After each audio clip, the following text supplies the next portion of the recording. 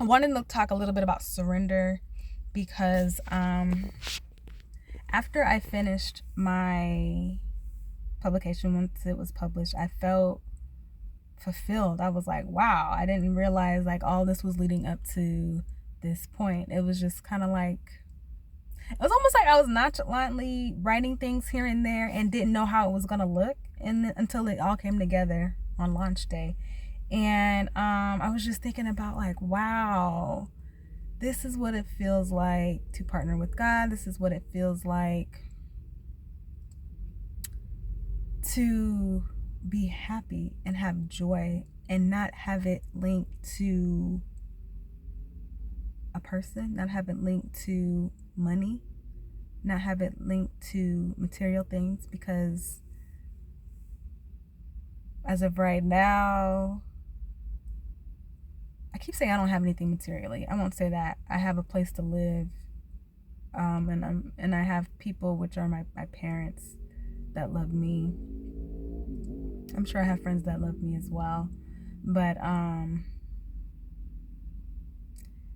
just go back to like the songs that we sing, and even the things that we say. Like we tell God we would give it all up for Him, right? If we have nothing, God, if you don't do anything else, if you don't ever give me a car, if you don't ever do this for me or do that for me, you know, it'll be okay. But like, how many people would actually like truly, if they were in that position, right? If they literally gave up everything, if they literally gave up their job, if they literally gave up their car, if they literally gave up everything they owned to follow God, how many people would actually do that? Like, you said you would, but would you? And I came to that epiphany the other day. Like, I literally have materially, I literally have none of those things. Like, literally gave them up for God. And it's fulfilling. Like, there's joy. Do I have everything I want? No. Do I have desires? Absolutely. But I know this is temporary. That's the thing. It's like, it's temporary. And I was just reminded of this show called The Chosen. The Chosen series, I think it is called.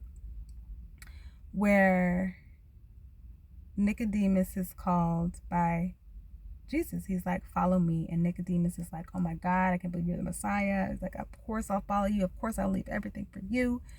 And when the day came and Jesus came by with the other disciples or the students, and he sat there and waited for Nicodemus, and Nicodemus was on the other end, on the other side, changed his mind. I was just like, that hurt me, because I know and I've been in that position where I told God I was going to do this in the name of Jesus. XYZ will never do that again. And I would do this, say this. I would tell this person exactly what you told me to tell him, Lord. I'm going to do this. And then I don't do it, right? It's just like, I know it happens all the time, but it takes, and again, I'm not tooting my own horn. I'm just saying, it's just, I can only imagine, like, it's tough to surrender your life.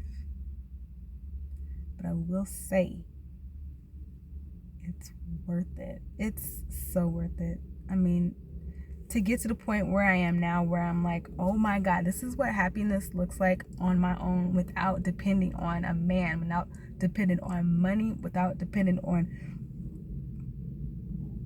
my job. Oh my God, this is what it feels like to actually be happy and joyful, and not have it be about those things, not have it be about travel. Like, oh, I'm only happy when I'm traveling or spending money or shopping or when I have this car. It's like, that's what true happiness and joy feels like. Wow, sign me up any day.